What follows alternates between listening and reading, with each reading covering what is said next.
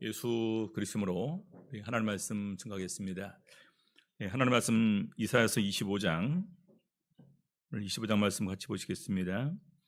먼저 우리 1절에서부터 5절 같이 읽겠습니다.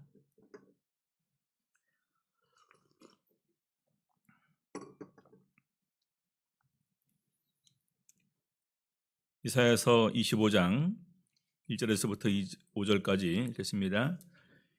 여호와여, 주는 나의 하나님이시라. 내가 주를 높이고 주의 이름을 찬송하오리니 주는 기사를 옛적에 정하신 뜻대로 성실함과 진실함으로 행하셨음이라.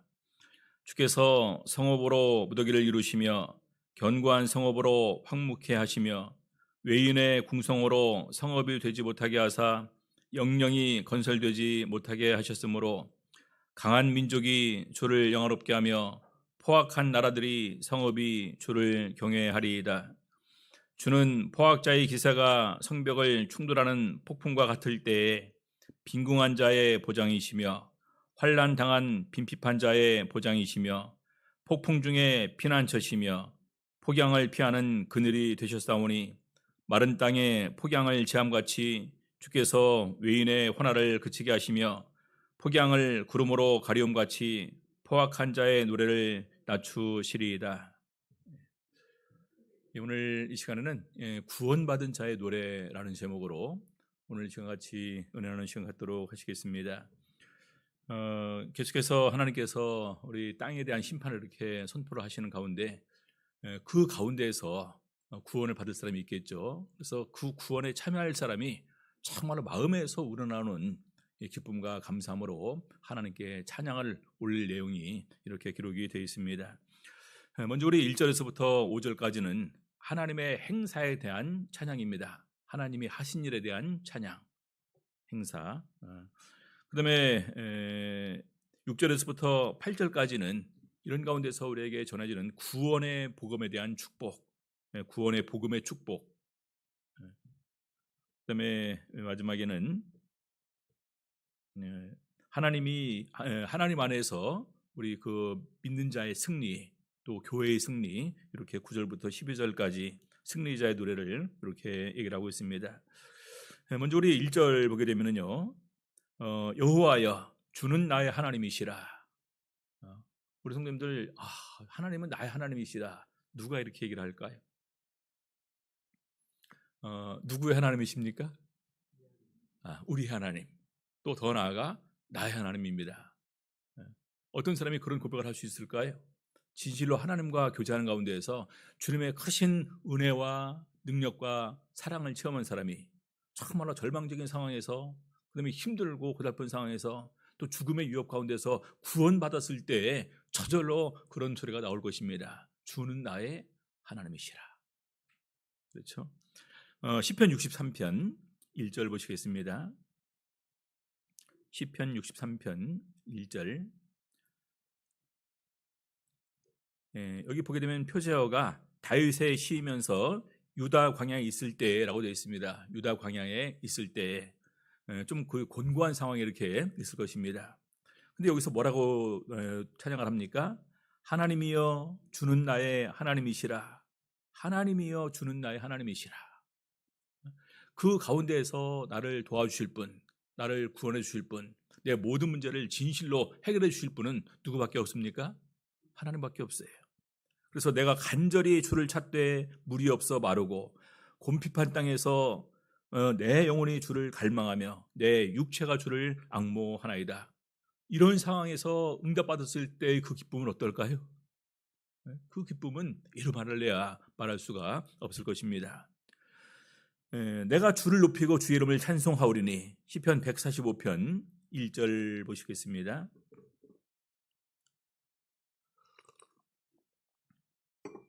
시편 145편 1절. 역시 이 부분도 표제가 다윗의 찬송시로 이렇게 되어 있습니다. 다윗의 찬송시. 왕이신 나의 하나님이여. 왕이신 나의 하나님. 왜 왕이라고 이렇게 고백을 할까요? 정말로 하나님께서는 이 모든 세상을 통치하시는 왕이시고 또 그분이 나의 왕이시다. 왕이신, 그러면서 또 나의 하나님이여. 내가 주를 높이고 영원히 주의 이름을 송축하리이다. 영원히 주의 이름을 송축하리이다. 내 죽는 날까지 하나님께서 나를 불러가실 때까지 하나님을 이렇게 영원히 찬양 드릴 것을 이렇게 고백을 합니다. 자, 그러면서 주는 기사를 옛적에 정하신 뜻대로 성실함과 진실함으로 행하셨습니다. 이사야서 25장 1절 보시겠습니다. 여호와여, 주는 나의 하나님이시라. 내가 주를 높이고 주의 이름을 찬송하오리니. 왜 주님께서 나의 하나님이시고 왜 내가 주를 높이고 주의 이름을 찬송할까? 그 이유가 주는 기사를 옛적에 정하신 뜻대로 성실함과 진실함으로 행하셨습니다. 우리 하나님께서 행하시는 많은 일들이 우리 사람들이 측량하지 못할, 또 정말로 예측하지 못하고 알지 못하는 가운데에서 우리 하나님께서 이렇게 다 일을 진행하셨습니다. 그러면서 그것을 갖다가 한순간에 어떤 뜻으로 정하신 것이 아니라 옛적부터 이미 이러한 계획을 세우시는 가운데에서 택하시고 또 불러주시고 또 의롭다 하시고 영원롭게 하시는 그런 은혜를 우리에게 허락하신 것입니다. 그러면서 이것을 갖다가 옛적에 정하신 뜻대로 성실함과 진실함으로 행하셨습니다. 성실과 진실. 성실은 말 그대로 변함없이 계속해서라는 그런 의미가 있지 않습니까? 그리고 진실은 참으로 또 정직한 이런 의미를 가지고 있습니다. 그래서 하나님께서 정하신 대로 하나도 땅에 떨어지지 않고 말씀하신 대로 다 그것이 이루어졌다라는 것입니다. 이사야서 46장 10절 보시겠습니다. 이사야서 46장 10절. 내가 종말을 처음부터 고하며 아직 이루지 아니한 일을 옛적부터 보이고 이르기를 나의 모략이 설 것이니 내가 나의 모든 기뻐하는 것을 이루리라 하였노라. 우리 성경을 보게 되면 참으로 놀라운 것이 예수 그리스도를 통한 구속이 언제로부터 시작됐습니까? 창세기 3장부터예요. 내가 너로 여자 후손과 원수가 되게 하고 너의 후손은 뭐 이렇게 뱀의 후손과 이렇게 뱀의 후손과 여자의 후손이 서로 원수가 되는 가운데서 하나는 머리를 하나는 발꿈치를 상하게 하겠다. 바로 그것이 예수 그리스도의 십자가 구속으로 이렇게 성취되지 않았습니까? 얼마나 오래전이에요. 그것은 이전 세대입니다. 노아 세대, 다 멸망하기 전 세대예요. 그런데 이미 그 전에 하나님께서는 노아 시대 그 전에 이런 놀라운 계획을 세우시고 이루셨다라는 것입니다. 에스겔서 36장 36절 보시겠습니다. 에스겔서 36장 36절. 너희 사면에 남은 이방 사람이 나 여호와가 무너진 곳을 건축하며 황무한 자리에 심은 줄 알리라. 나 여호와가 말하였으니 이루리라. 하나님의 구원에는 유대인들만 구원받는 것이 아니라 이제는 이방인들도 그 구원에 이렇게 참여하게 될 것입니다. 그래서 하나님께서 말하였으니 이루리라. 우리 이사야서는요, 이제 한참 이후에 이제 남은 유다가 멸망을 합니다. 예레미야서는 바로 유다가 멸망할 때 활동했던 선지자입니다. 마지막까지 이렇게 예루살렘 성전이 완전히 회파되는 것까지 봤어요. 그리고 그 다음에 에스겔은 다니엘과 함께 나중에 1차 포로 때 다니엘이 2차 포로 때 우리 에스겔 선지자가 포로로 끌려가서 거기서 선지자 역할을 하는 것입니다. 그래서 한참 지난 이후에 하나님께서는 이방인들도 이렇게 구원받을 놀라운 일을 이렇게 선포하고 계시는 것입니다. 자, 계속해서 그래서 바로 이러한 이유로 하나님께서 행하신 대로 반드시 지금까지 다 하나도 떨어지지 않고 이루어졌으니까 그런 이유로 우리가 정말 하나님이 나의 하나님이시다. 내가 정말로 마음으로 하나님께 찬양과 영광을 돌려야 되겠다. 이런 그 고백이 저절로 나오게 됩니다. 이사야서 25장 계속해서 2절 보겠습니다. 주께서 성읍으로 무더기를 이루시며 이것은 성이 다 회파되고 우리 대적의 말발구발에 짓밟혔다라는 말입니다. 견고한 성읍으로 황무케 하시며 완전히 회파되는 가운데에서 이제는 거기가 황무지가 되게 되는 것입니다. 주로 이제 가시가 다시 이렇게 또 가시나무가 나오고 그러겠죠. 외인의 궁정으로 성읍이 되지 못하게 하시며 이 궁정은 가장 견고하고 주변에 겹겹이 이렇게 둘러싸지 않습니까? 그런 곳도 성읍이 되지 못하게 하사 영영이 건설되지 못하게 하셨으므로 결과적으로 우리 사람이 아무리 자기 스스로의 힘을 믿고 높은 성벽을 쌓고 궁정을 썼는다 할지라도 영원히 있을 것은 아무것도 없다라는 것입니다. 특별히 저희가 이렇게 그 성지순례를 가다 보면은 그 많은 고대 유적을 이렇게 가지 않습니까? 근데 그 화려했던 것은 다 어디 가고 지금은 그냥 흔적만 남아 있지 않습니까? 어떤 데는 기둥만 서 있고 어떤 데는 벽만 남아 있고 이런 것을 보게 되면서 아 정말로 우리 영화는 우리 북위는 참 한순간이다 라는 것을 우리가 알 수 있게 됩니다. 자, 3절 보겠습니다. 강한 민족이 주를 영화롭게 하며 포악한 나라들의 성읍이 주를 경외하리다. 여기 보니까 강한 민족이 주를 영화롭게 하며, 강한 민족은 누구였을까요? 원래 강한 민족은 누구였습니까? 하나님께서 택하시고 함께 하신 백성이 강한 민족이었겠죠. 근데 그들이 이제 하나님의 징계로 말미암아 정말로 누구보다도 더 약한, 심지어는 포로로 끌려가는 이런 나라들이 되었었는데, 그런 민족들도 이제는 다시 주를 영화롭게 하고 포악한 나라들의 성읍이 주를 경외하리다. 어느 한순간에 하나님께서 힘을과 능력과 권세를 그들에게 허락하셨습니다. 아수르에게 허락하셨고 바벨론에게 허락하셨습니다. 그들이 기고만장이고 교만해졌지만 나중에 어떻게 됐습니까? 그들도 한순간에 멸망을 당하는 가운데에서 아, 이런 세상 모든 권세가 다 하나님께 있다. 그래서 진실로 마음으로 하나님을 인정하는 가운데에서 하나님을 주를 경외하리이다. 이렇게 얘기를 합니다. 자, 4절 보겠습니다. 주는 포악자의 기세가 성벽을 충돌하는 폭풍과 같을 때, 자, 그런데 하나님께서 아수르의 힘을 허락하시고 바벨론의 권세를 허락하심을 통해서 택한 백성들이 정말 한순간에 이렇게 완전히 멸망을 당해서 포로로 끌려가게 되고 수많은 사람이 죽는 이런 일을 그들에게 허락하셨습니다. 자, 그런데 그런 하나님의 진노의 심판 아래에서도 하나님의 놀라우신 은혜와 긍휼이 거기에 있었다라는 것입니다. 어떤 은혜였습니까? 빈궁한 자의 보장이시며, 빈궁한 자의 보장이셨다. 환난당한 빈핍한 자의 보장이시며, 환난 가운데 하나님께서 그들을 특별히 구원해 주셨다. 폭풍 중에 피난처시며, 폭양은 굉장히 뜨거운 태양빛입니다. 폭양을 피하는 그늘이 되셨사오니. 그래서 결과적으로 하나님께서 마지막에 그들과 함께 하시고 보호하시고 그들을 구원하시는, 남겨두시는 구원의 은혜를 그들에게 베푸셨다는 것입니다. 하나님께서 남겨두지 않았다면, 하나님께서 그들을 갖다가 포로에서 돌아오게 하지 않았다면 과연 누가 남아있을까요? 그렇죠. 그래서 특별히 하나님께서 긍휼과 은혜로 함께 하셨다는 것입니다.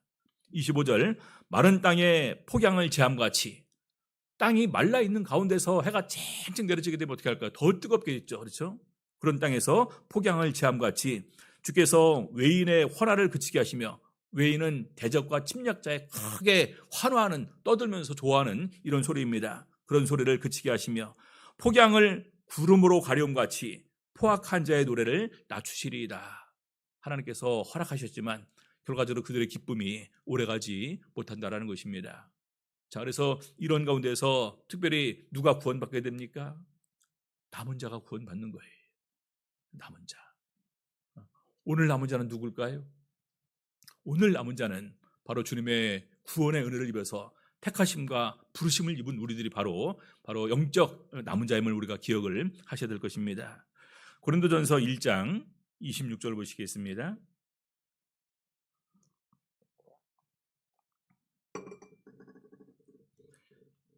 고린도전서 1장 26절 29절까지요. 형제들아, 너희를 부르심을 보라. 육체를 따라 지혜 있는 자가 많지 아니하며 능한 자가 많지 아니하며 문벌 좋은 자가 많지 아니하도다. 그러나 하나님께서 세상에 미련한 것들을 택하사 지혜 있는 자들을 부끄럽게 하려 하시고 세상에 약한 것들을 택하사 강한 것들을 부끄럽게 하려 하시며 하나님께서 세상에 천한 것들과 멸시받는 것들과 없는 것들을 택하사 있는 것들을 폐하려 하시나니. 29절 같이 읽겠습니다. 이는 아무 육체라도 하나님 앞에서 자랑하지 못하게 하려 하심이라. 이 세상에 어떤 그런 그 권세와 이 세상의 명예와 이 세상의 부를 우리가 아무리 성취해서 누린다 할지라도 그것으로 구원받는 게 아니라는 거예요. 그렇죠? 이 하나님께서는 오히려 이 세상에서 낮고 천하고 가진 것 없고 보잘것 없는 그리고 겸손한 사람을 하나님께서는 구원하셨다라는 것입니다.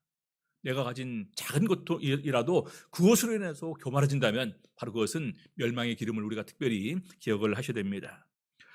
자, 두 번째는요, 6절부터 8절까지 구원의 복음의 축복입니다. 우리를 구원하는 복음의 축복이 바로 그 다음에 우리를 위해서 선포가 됩니다. 이사야서 25장 6절 계속해서 보시겠습니다.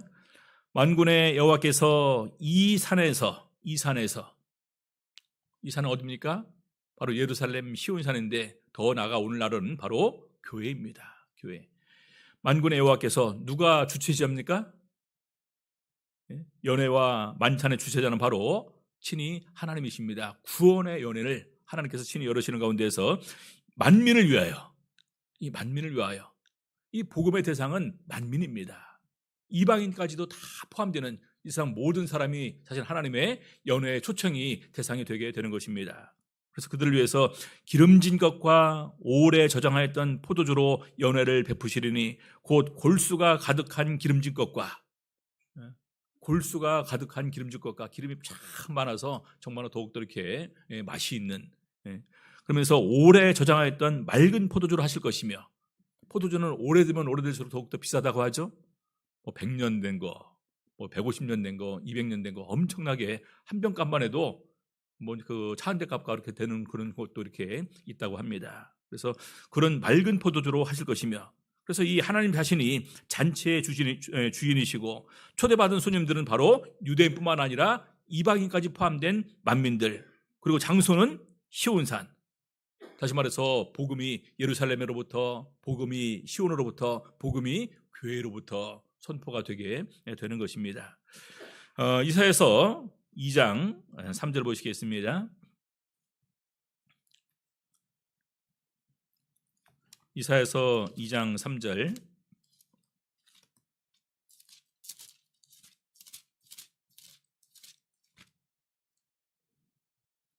읽겠습니다. 많은 백성이 가며 이르기를 오라, 우리가 여호와의 산에 오르며 야곱의 하나님의 전에 이르자 그가 그 도로 우리에게 가르치실 것이라. 우리가 그 길로 행하리라 하리니 이는 율법이 시온에서부터 나올 것이요 여호와의 말씀이 예루살렘에서부터 나올 것임이니라. 그래서 하나님의 구원의 복음의 은혜가 바로 예루살렘으로부터, 시온으로부터 선포될 것을 이렇게 예언하고 있는 것입니다. 자, 우리 신약 시대에 그럼 바로 이걸 갖다가 교회로 얘기하는 이유가 여기에 있습니다. 에베소서 3장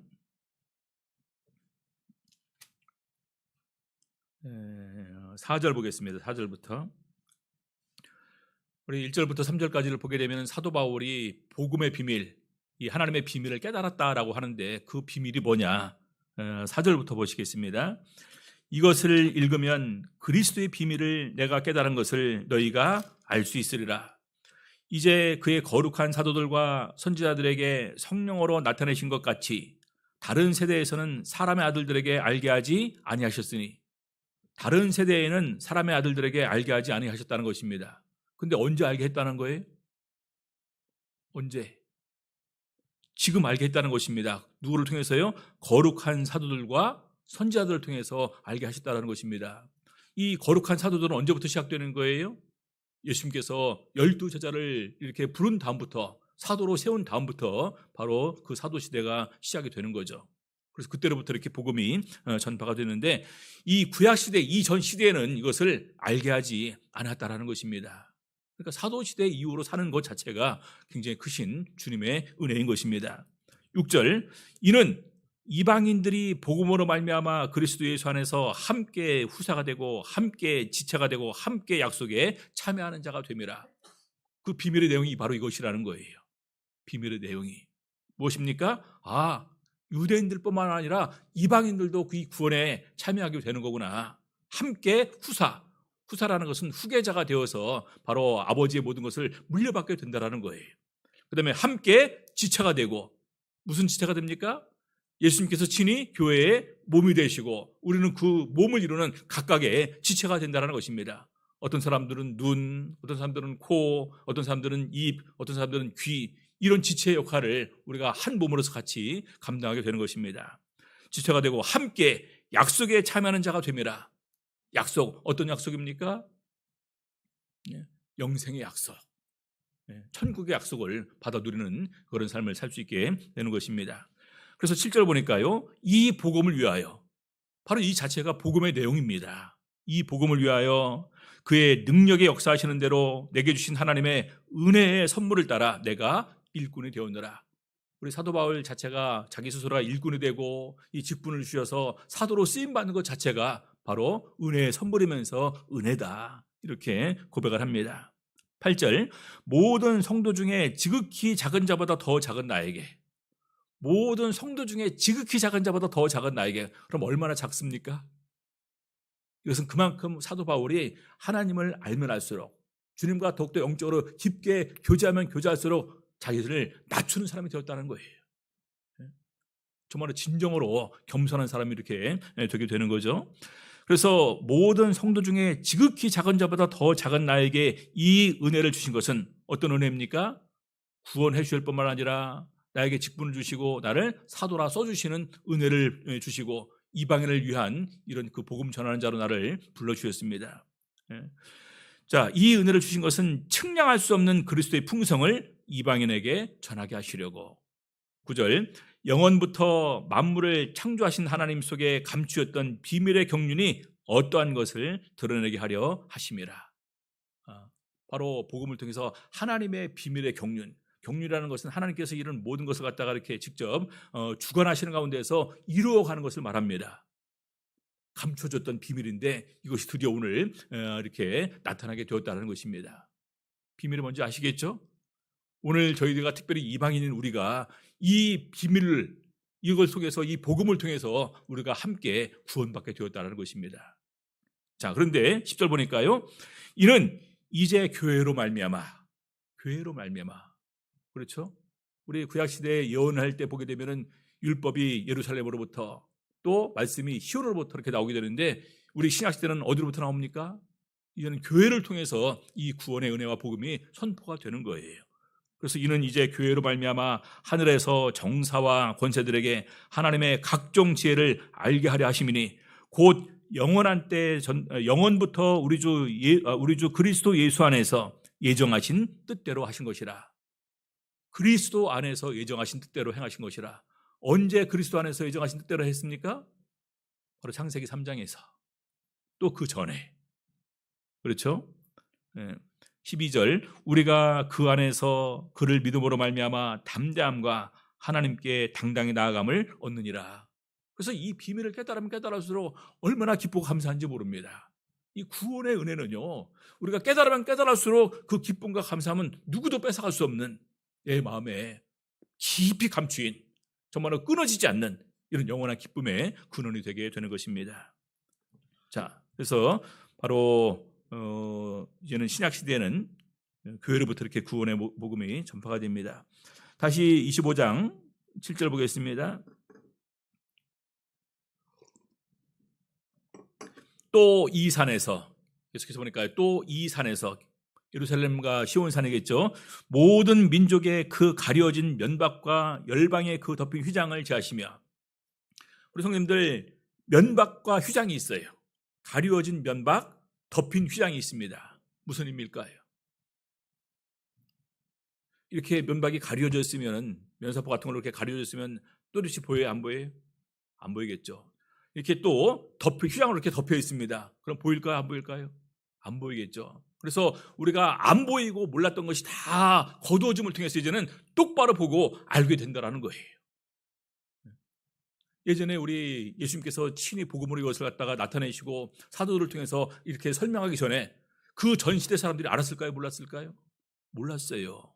근데 이제는 그걸 갖다가 다 드러내서 알게 하신다는 것입니다.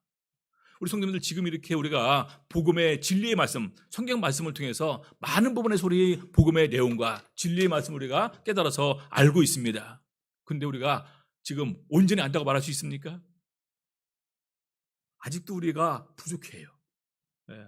그래서 우리 사도 바울은 그것을 갖다가 마치 수건을 쓰고 있는 것과 마찬가지다, 이렇게 묘사를 하고 있습니다. 고린도후서 3장 14절부터 18절까지 보시겠습니다. 고린도후서 3장 14절에서부터 18절. 그러나 저희 마음이 완고하여 오늘까지라도 구약을 읽을 때 그 수건이 오히려 벗어지지 아니하고 있으니 그 수건은 그리스도 안에서 없어질 것이라. 너무나 많은 유대인들이 어떻게 되어 있습니까? 아직도 이 구약 율법에 매여 있어요. 할례에 매여 있습니다. 구약의 수많은 율례와 규례 명령에 매여 있어요. 그래서 예수님 시대에도 왜 이게 좀 비벼 먹으니까 왜 안식일 날 하지 말아야 할 것 하냐? 또 안식일 날 병을 고치니까 왜 안식일 날 병을 고쳐주냐? 바로 그런 것들이 바로 매여 있는 것입니다. 그래서 수건이 오히려 우리에게 덮여 있는 거예요. 근데 그 수건은 그리스도 안에서 없어질 것이라. 왜냐하면 예수를 통해서 이제는 모든 복음의 내용이 다 밝히 드러내서 우리에게 전해주고 우리에게 가르쳐주게 되는 것입니다. 알게 되는 거죠. 그래서 15절 보니까요. 오늘까지 모세의 글을 읽을 때에 수건이 오히려 그 마음을 덮었도다. 왜냐하면 우리의 사도시대 때 가장 그래도 권위 있는 성경이 바로 이 모세오경이지 않습니까? 그래서 그것을 읽을 때 계속해서 아직도 그 수건이 덮고 있다는 거예요.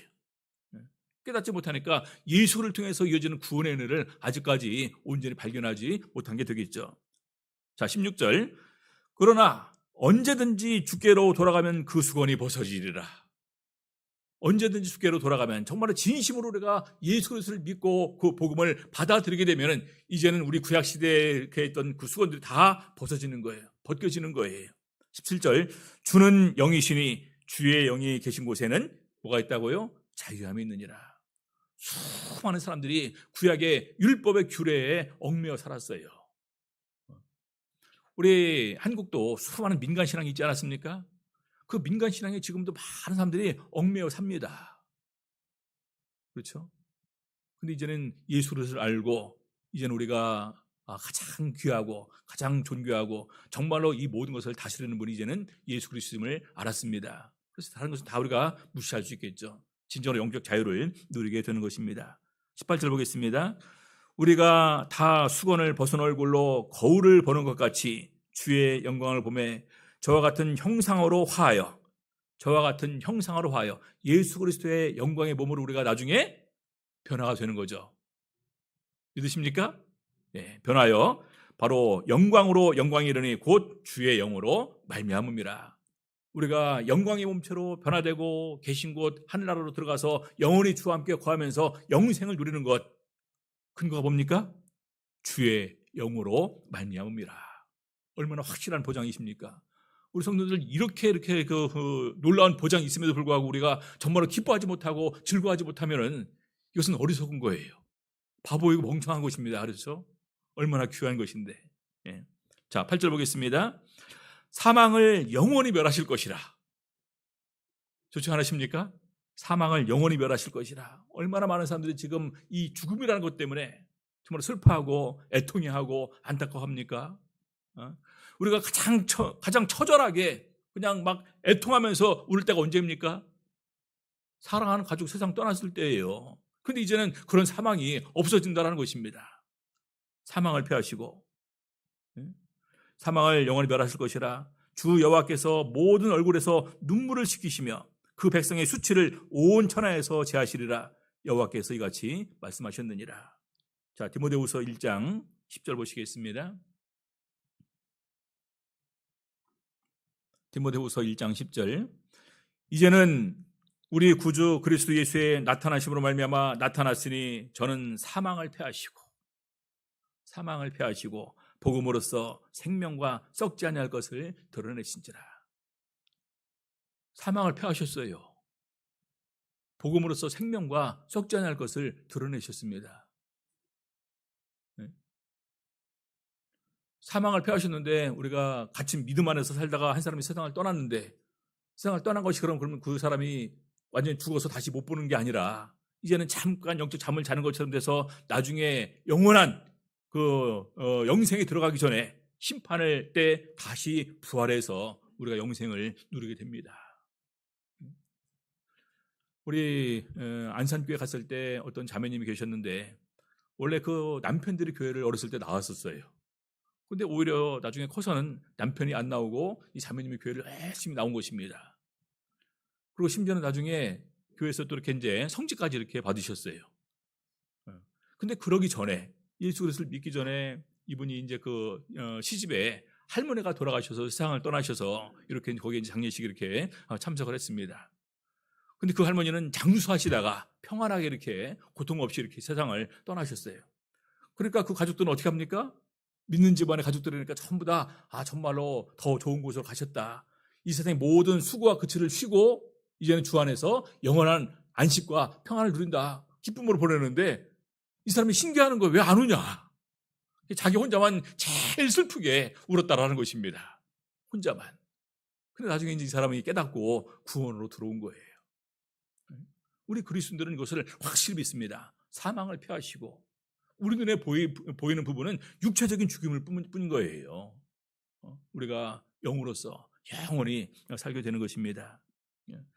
자, 주 여호와께서 모든 얼굴에서 눈물을 씻기실 것이다. 요한계시록 21장 4절 보시겠습니다.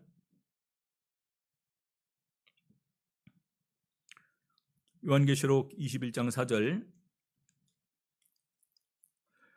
모든 눈물을 그 눈에서 씻기심에 모든 눈물 이 세상에 얼마나 많은 종류의 눈물이 있습니까? 슬픔과 아픔과 괴로움과 고난과 절망과 그렇죠? 근데 모든 눈물을 다 씻어주시고 이것은 하나님의 영원한 위로를 말하는 것입니다.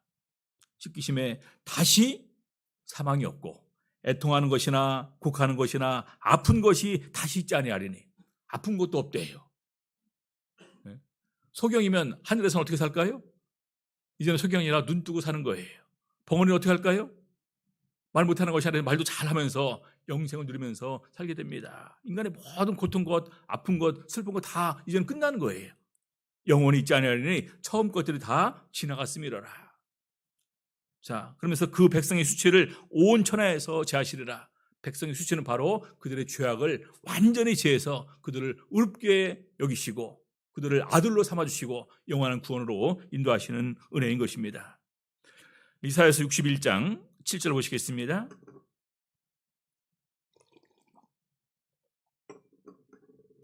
이사야서 61장 7절 너희가 수치 대신에 배나 얻으며 수치는 우리의 허물과 부끄러움과 죄입니다. 다 용서하시죠. 십자가를 통해서 다 말갛게 다 씻어주십니다. 수치 대신에 배나 얻으며 능욕 대신에 분깃을 인하여 즐거워할 것이라. 분깃은 내가 얻는 내 몫입니다. 내가 얻는 것을 통해서 오히려 즐거워할 것이라. 그리하여 고토에서 배나 얻고 영영한 기쁨이 있으리라. 우리 하나님의 이런 그 후사가 되어서 이것을 내 몫을 받아 누리는 영원히 받아 누릴 수 있는 그런 은혜를 우리에게 허락하시기 때문에 이제는 우리에게 영영한 기쁨만이 있을 뿐이다. 자, 그래서 25장 9절 보니까요. 이제 그리스도 안에서 영원한 승리입니다. 교회의 승리이기도 하죠. 25장 9절 그날에 말하기를 그날은 어떤 날입니까? 앞에 있는 사망을 패하시고 우리 모든 눈물과 아픔을 다 씻어주신 그 날에 이렇게 얘기를 할 것입니다. 이는 우리 하나님이시라. 얼마나 감격스럽고 얼마나 좋을까요? 우리가 그를 기다렸으니 그가 우리를 구원하시리로다. 어떻게 했으니까 구원하실 거라고요? 우리가 그를 기다렸으니. 기다리고 계십니까? 기다렸으니 그가 우리를 구원하시리로다. 이는 여호와시라. 우리가 그를 기다렸으니 두 번이나 반복이 됩니다. 기다렸으니 우리는 그 구원을 기뻐하여 즐거워하리라. 그 구원을 기뻐하여 즐거워하리라. 우리 존 뉴턴이라는 사람이 이렇게 얘기를 했습니다. 우리가 천국에 가게 되면 세 가지로 인해서 놀릴 것이다. 하나는 정말로 천국 가보니까 너무나 좋아서 정말로 우리 인간으로 다 표현할 수 없을 정도로 너무나 좋아서 놀랍고 두렵고 즐거워할 것이다. 그리고 두 번째는 나 같은 사람이 이런 곳에 오게 된 것이 너무나 신기하고 놀랍고 즐거울 것이다.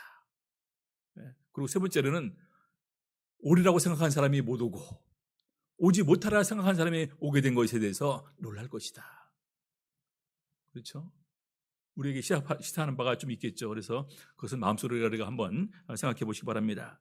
아무튼 우리가 그들을 기다렸으니 우리는 그 구원을 기뻐하며 즐거워하리라 할 것이며. 자, 10장 보겠습니다. 10절 25장 10절 여호와의 손이 이 산에 나타나시리니 모압이 거름물 속에 초계의 밟힘같이 자기 처소에서 밟힐 것인즉, 모압이 거름물 속의 초계, 풀처럼 밟힘을 당할 것이라는 것입니다. 왜 모압이 나올까요? 이때 모압은 모든 민족 중에 교만함의 상징으로 이렇게 모압을 얘기를 하는 것입니다. 다시 말해서 바로 모압을 교만함의 대표로 인해서 그 교만함이 다 하나님 앞에서 짓밟힐 것이다, 이렇게 얘기를 하는 거예요. 우리 참고로 이사야서 16장 6절 보겠습니다. 이사야서 16장 6절, 우리가 모압의 교만을 들었나니 심히 교만하도다. 모압의 교만을 들었나니 심히 교만하도다. 그의 거만하며 교만하며 분노함도 들었거니와 그 과장이 헛되도다. 우리 인간의 모든 교만함과 그 교만을 통한 자랑이 다 헛되다라는 것입니다. 그래서 다시 말해서 마지막 큰 심판 때 하나님께서 모든 교만한 사람들을 다 낱낱이 낮추시고 폐하시고 멸하실 것을 이렇게 말씀하고 있습니다. 25장 12절, 너의 성벽의 높은 보장을 헐어 땅에 내리시되 진토에 미치게 하시리라. 완전히 그 모압의 교만을 낮추실 것임을 말하고 있습니다. 자, 그런데 반대로 우리에게는 믿는 우리에게는 견고한 성읍이 있으며 여호와께서 구원으로 성과 곽을 삼으시리로다.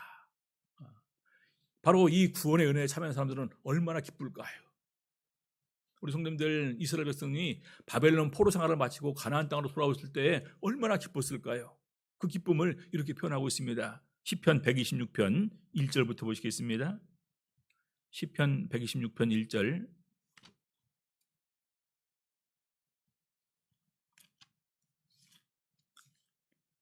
읽겠습니다.